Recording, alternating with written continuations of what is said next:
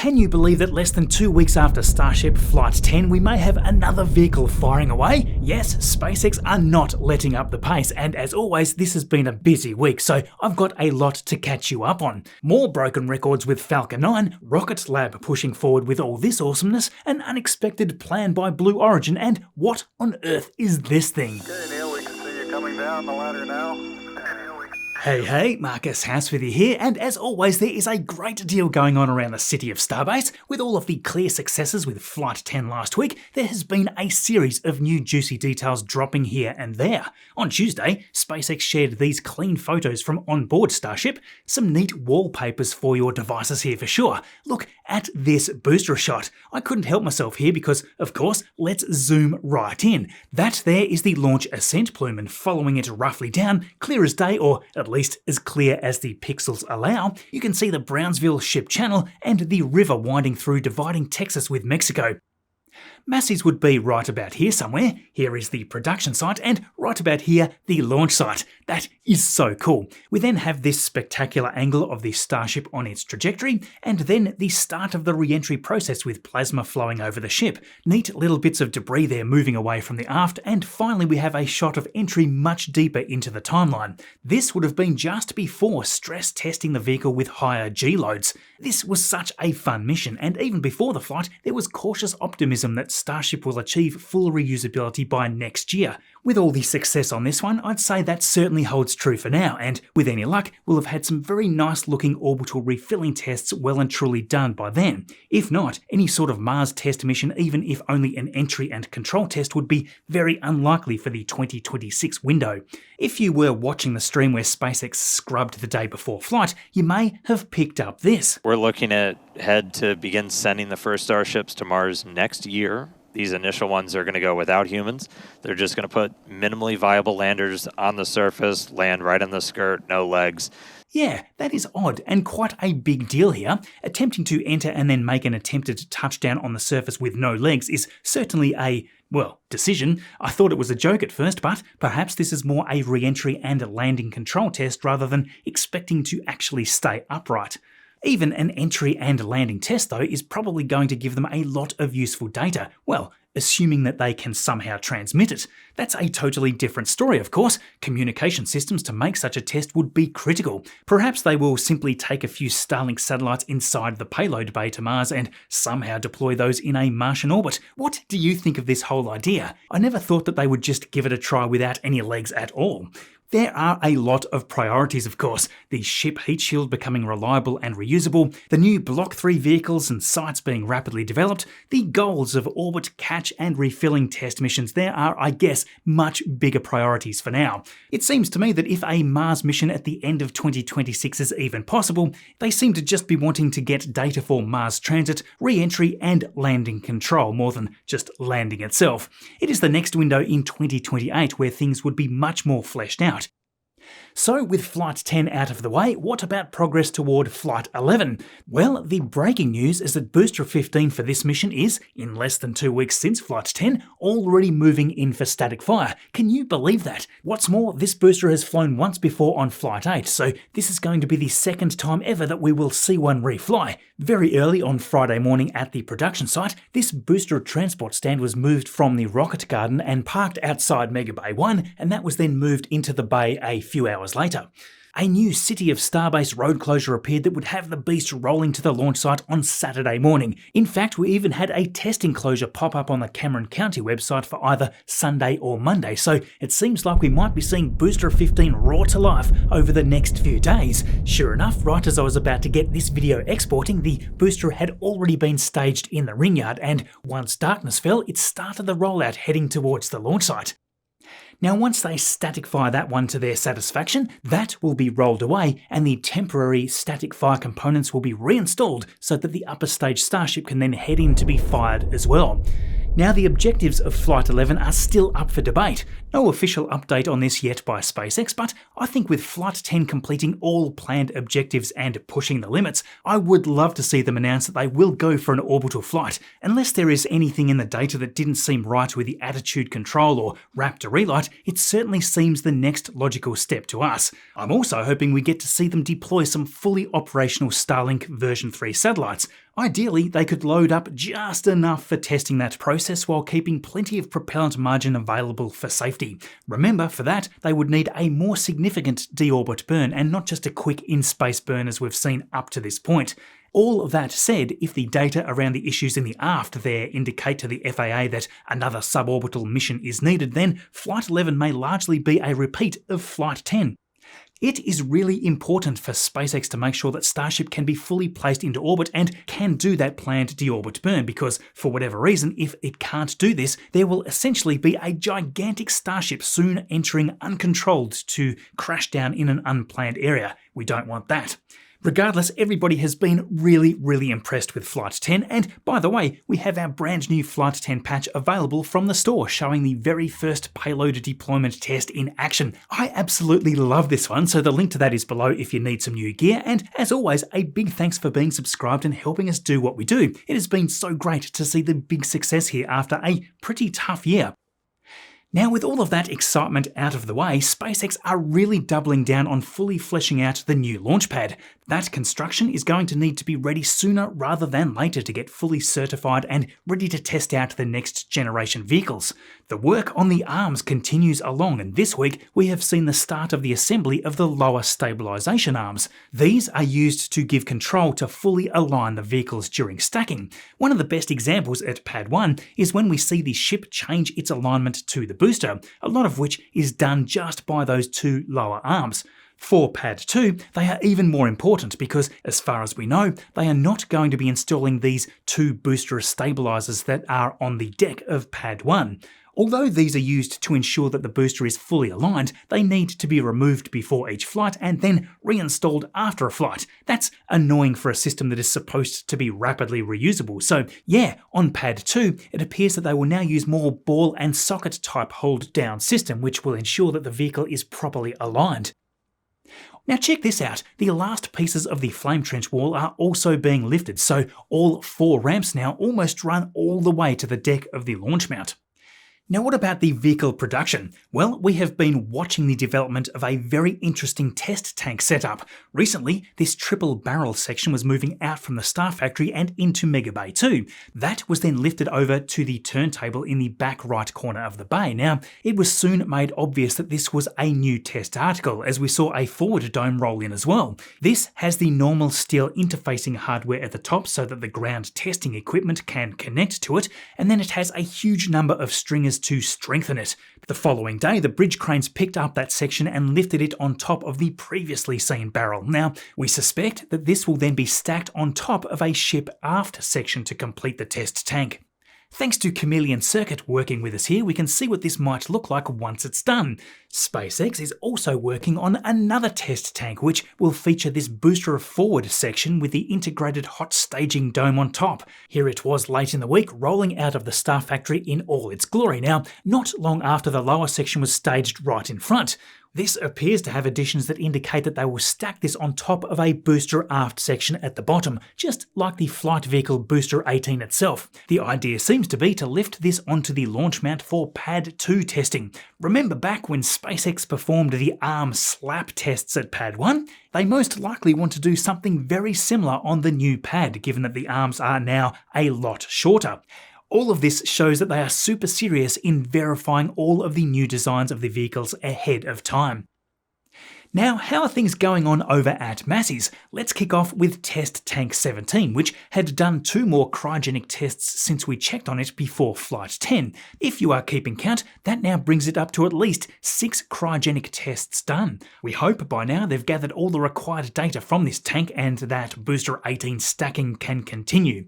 Close by to the test tank, the new Block 3 booster cryogenic testing stand appears to be almost finished now, and the 2 booster quick disconnects have now also had their cryogenic hoses appear.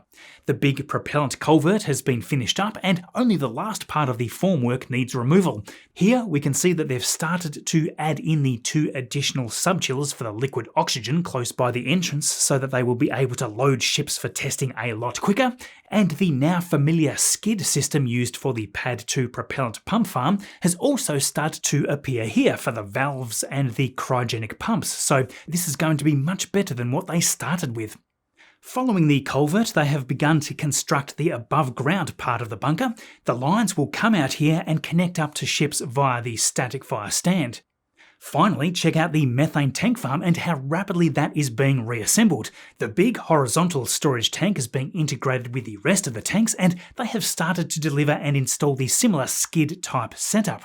A lot of the other plumbing required is also being staged on site as well, so it's great to see how smooth this rebuild is coming along. It certainly seems like over the past few months, a lot has ramped up overall. I'm sure Elon being more focused on SpaceX and whatnot has been a big change. You might have seen the headlines recently where he mentioned shifting his attention back to his companies after a massive outage took down large parts of X. Given his obvious role in government recently, the coverage of this story was very different depending on which news article you were reading. Go to ground.news/Marcus or scan this QR code to see how some sources saw it as a smart move to refocus on groundbreaking work being done at companies like SpaceX and Tesla, while others framed it as a tech billionaire scrambling to fix his mistakes. How do you make sense of it all? That's where Ground News comes in. I've been using it for years now because it does something quite special. It shows how different sources report the same story side by side. Want to see which headlines are leaning left or right? Perhaps those that skip the business angle entirely. Ground News lets you explore the full picture, not just one version of some news organisation's truth. Founded by former NASA engineer Harlan Kaur, it's perfect for anyone passionate about space, science, or just getting to know the facts without the spin. I use their Vantage plan every day to cut through the noise and see what different sides are actually saying. If you don't take my word for it, the Nobel Peace Centre even called it an excellent way to stay informed, avoid echo chambers, and expand your worldview. Right now, you can get the same plan that I use for just $5 a month when you visit ground.news/Marcus, the link there in the description, or scan the QR code there on screen. That's nearly half off, by the way, so if you're tired of one-sided news and want a better way to stay informed, check it out. Big thanks to Ground News supporting the channel. Now, you may recall last week we saw some activity at Launch Complex 39A in Florida, with some parts of the launch mount support bunker being lifted into place as they work towards getting that pad online.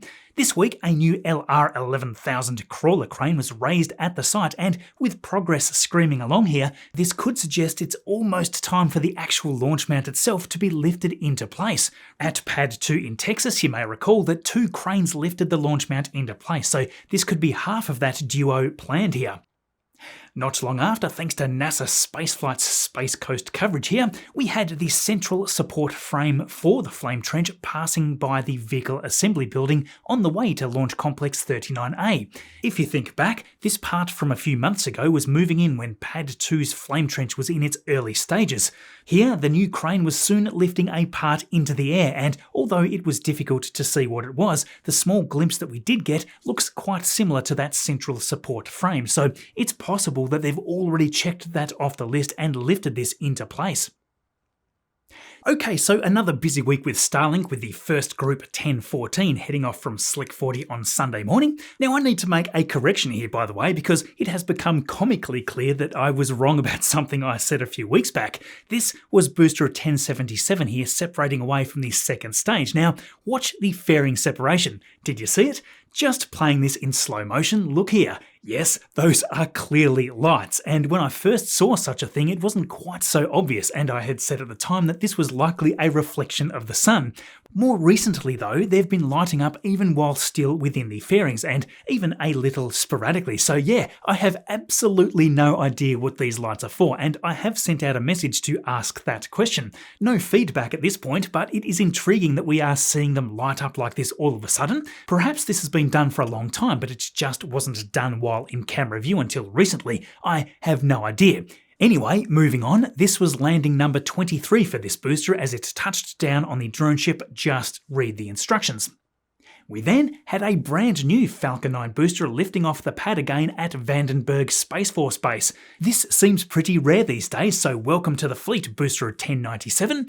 Another beautiful flight on Tuesday evening, and there were those lights again for this batch for Group 17-8. SpaceX actually shared the deployment footage on this one just a little later on X, and similar to the last few times that we've seen this, there, lit up by the sun beautifully, is the stack of 24 being released to drift away. I have loved seeing the arms release and fold back in the reflection, and this may well be the best shot of this that we've seen so far. The booster, of course, needed to come down for its very first touchdown, and out there was the drone ship for Californian launches, Of Course I Still Love You. I've got to say, it's a real contrast watching a brand new one alongside the record breaker rolling back in this week. Booster 1067 finally hit the big 30th recovery last week, and Jerry Pike with NSF along with Greg Scott has since watched that float back in. Just the number of launches for Starlink remains crazy. As shared here, Starlink is now connecting more than 7 million people from around 150 countries, and there was still more launches this week. Starlink Group 1022 launching from Slick 40 again on Wednesday morning, Flight 14 for Booster 1083, and a shortfall of Gravitas taking the catch. Interestingly, SpaceX smashed another record on this flight using the fairing half with serial number 185. Yes, a little crown on top of that one too. This was on its 33rd flight, and although that may not seem like a huge deal, the estimated cost to build fairings from scratch was about $6 million back in 2018, so this is a gigantic saving, even with the presumed minor refurbishment work needed after recovery. Finally for the week, the fourth set for Group 1057 taking off from Pad 39A, another whopping mission count for this one on its 27th flight, and Just Read the Instructions was back out there again for the second time this week. This one also just happened to be the 500th launch and landing of an orbital class rocket, so another massive week for Falcon 9. Now, what you are seeing here is not a Starship or a Falcon 9. No, this is a render of the Blackbird R rocket lifting off in this animation by Nayuta Space. This is the concept for a two-stage methane and oxygen-fueled rocket, but what makes it stand out is its unusual approach to booster recovery. It's kind of like Falcon 9 and Starship had a baby of some sort, but yeah, it's certainly nowhere near the size of Starship. It is much similar in size to Falcon 9 actually. The main tanks are intended to be 3.8 meters wide, and when compared to Falcon 9, that is almost identical at 3.7. Rather than 9 engines on the first stage, this has 13, and just like the Falcon 9's second stage, a single engine there. Anyway, they have proposed here the ADHL recovery method, or aerodynamic deceleration horizontal landing. Using 4 large flaps, the booster generates a lot more drag to bleed off most of its velocity. Just before touchdown, one of the main engines ignites to cancel out the remaining vertical and horizontal motion, and at the last moment, the booster flips horizontally and lands on those same flaps with the help of 6 smaller engines distributed along the booster's body. A much more complex propulsion setup, obviously, and you can just imagine the technical complexity getting all of this to work correctly. I guess the idea is that this approach would avoid the need for a complex landing system like SpaceX's Mechazilla Tower, including the gigantic arms. Although in this sense it would make the setup sort of simpler, it also introduces new challenges such as the added complexity of routing propellant to multiple smaller engines spread across the booster. I've got to say, they would need to really beef up the structure to support entering belly first like this too. Remember, it not only needs to be super strong with vertical loads through the initial ascent, it also needs to be supported well right along the windward facing side. Saying all that, it certainly would be wild to see them pull this off, but compared to the goals of the fully reusable and much larger Starship, this would be more a competitor to Falcon 9 rather than what is coming in the future by SpaceX. Now, something exciting that popped up here recently was the launch pad reveal for Rocket Lab's upcoming Neutron rocket at Mars, or the Mid-Atlantic Regional Spaceport in Virginia. After nearly 2 years of hard work, Neutron is now one big step closer to liftoff. The pad itself has a very sleek and minimalistic looking design, but don't let that fool you. There is plenty hidden away to allow this to do what it needs to do. Unlike many other launch systems, it doesn't have the typical strong back or a tall launch tower, just the pad which connects directly to Neutron to load the liquid oxygen and methane propellant from the tank farm. During the unveiling event, we got to see the water deluge system in action once more with the 61 metre or 200 foot tall water tower in action, which is capable of holding well over 750,000 litres or 200,000 gallons of water to protect the pad during the launches. The tank farm can hold 180,000 gallons of propellant, along with 45,000 gallons of liquid nitrogen stored across the 3 vertical tanks. I can't wait to see this in action for the first launch. Speaking of, the first Neutron rocket is expected to arrive here in the coming months, and it all still sounds like there is the possibility of a maiden launch before the end of this year. Looking ahead, Rocket Lab has plenty of short-term goals of reaching Mars, but Peter Beck, the CEO, has for years been expressing his personal interest in Venus as a target for exploration. At the PAD event, they even spoke of pushing towards future crewed missions as well. I think this would be really unique given Neutron's fully enclosed second stage. Imagine your crew vehicle fully inside here and not being able to see any view through the initial ascent. Although we have seen crew spacecraft launching encapsulated in separate fairings before, I'm intrigued to see how an abort system would be designed for Neutron. What do you think? Now, we are also seeing a bunch from Blue Origin too. They are obviously gearing up for the second New Glenn launch, but they've also recently performed a static fire test of their second stage for the third New Glenn to fly. Nice footage of that static fire here, which lasted for about 15 seconds. Now, even more fascinating is that they've been busy on this satellite to Mars. They've recently just announced their Mars Telecommunications Orbiter project. What they're doing is gearing up to play a part in NASA's Mars mission in 2028, so this concept is intriguing. The idea here is to build a high-speed communications relay network between Earth and Mars that would have a variety of use cases. Unlike older systems that only offer limited contact, their Mars Telecommunications Orbiter is designed for continuous coverage, and it should be flexible enough to handle both robotic missions and eventually human explorers. The orbiter itself is built on Blue Origin's earlier concepts like their Mars Next Gen Relay and Mars Sample Return proposals, so they are not starting from scratch here. What they would do is use the Blue Ring platform, which apparently can deliver about 1 metric ton to a Mars orbit. This has a hybrid propulsion system. It combines traditional chemical engines for quick maneuvers, but it also has solar electric propulsion designed in. With the efficiency and delta V that this very gradual thrust will provide over a long duration, Blue Origin can widen the launch windows to Mars. The current NASA budget allocates about $700 million towards developing a Mars Telecommunications Orbiter, so it's going to be interesting to see who NASA selects to take this project forward.